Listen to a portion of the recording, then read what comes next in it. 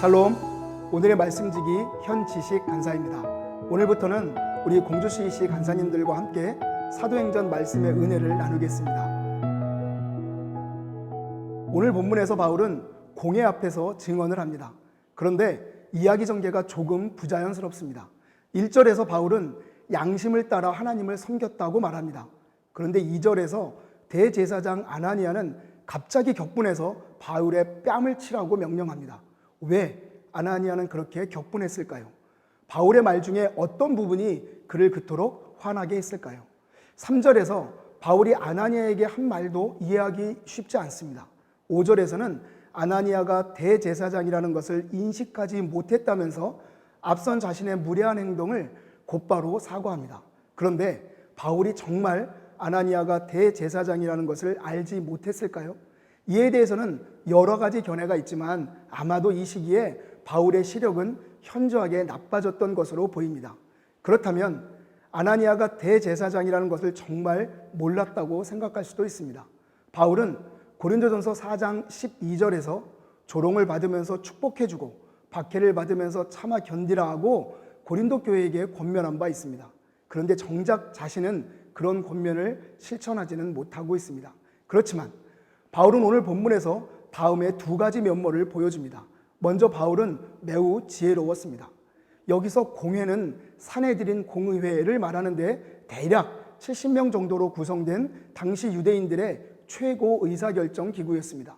그리고 이 공의회는 정치적 또 종교적 견해에 따라 다양한 집단들이 모여 있습니다. 그중 대표적인 두 그룹이 오늘 본문에 나오는 사두개인과 바리새인입니다. 사두개인은 부활이 없다고 믿었습니다.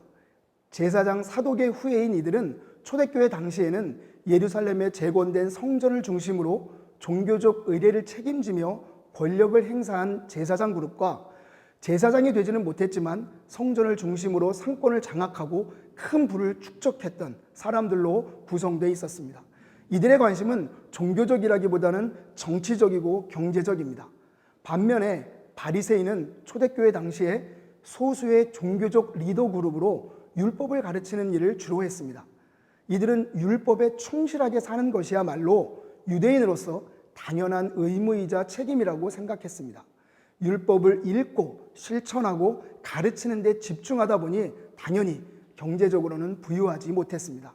하지만 종교적으로는 모세 율법의 전수자로서 매우 큰 자부심을 가지고 있었습니다. 이러한 사두개인과 바리새인은 서로 다른 정치적, 종교적 견해 속에 대립했습니다. 바울은 공회를 대표하는 이 두 그룹이 첨예하게 대치하고 있었던 주제인 부활 때문에 이 어려움을 당하게 되었다고 말합니다. 결국 이 두 그룹은 치열하게 충돌하고 거기에 더해서 바리새인이라고 하는 바울의 신분까지 겹쳐져서 몇몇 바리새인들이 오히려 바울을 구명하는 상황이 펼쳐집니다. 바울은 자신의 믿음과 신분을 이용해서 이 어려움을 빠져나가는 지혜로움을 보여준 것입니다. 둘째로 바울은 매우 담대했습니다.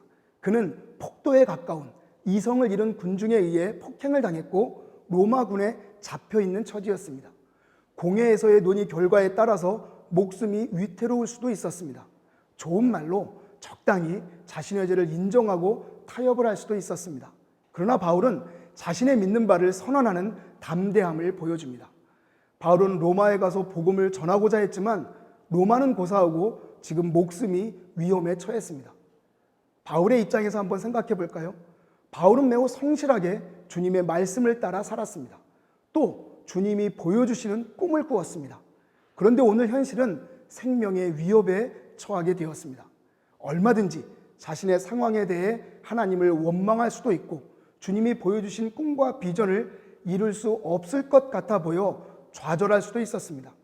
그러나 그날 밤에 주님께서 바울에게 나타나셨습니다. 11절에서 주님은 로마에서도 증언하여야 하리라고 말씀하십니다. 바울에게는 비전의 재확인입니다. 보이지 않는 위기 속에서 아마도 큰 위로와 격려가 되었을 것입니다. 바울은 가만히 앉아 로마의 갈 길이 열리기만을 기다리지는 않았습니다. 바울은 체포되어 신문을 받는 상황에서도 지혜롭고 담대했습니다. 복음의 핵심인 부활과 소망에 대하여 명확하게 선포했습니다. 그리고 주님은 예루살렘에서 바울이 복음에 대해 선포한 것처럼 로마에서도 증언하게 될 것이라고 격려하십니다. 이 격려의 말씀 이후에 바울은 약 2년 동안 구금된 상태에서 3번 총독 벨리스와 베스도 그리고 아그리빠 왕에게까지 재판을 받게 됩니다.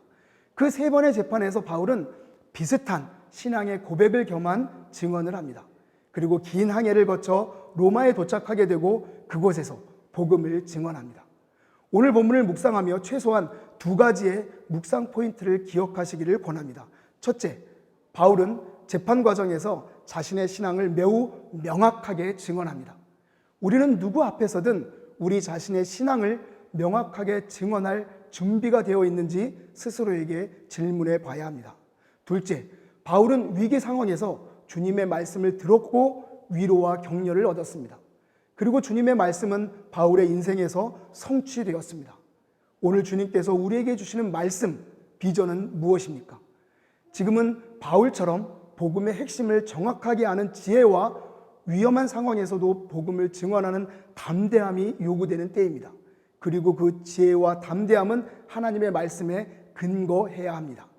지혜와 담대함으로 하나님 앞에 살아가는 풍삼 독자 여러분이 되시기를 기도합니다. 샬롬.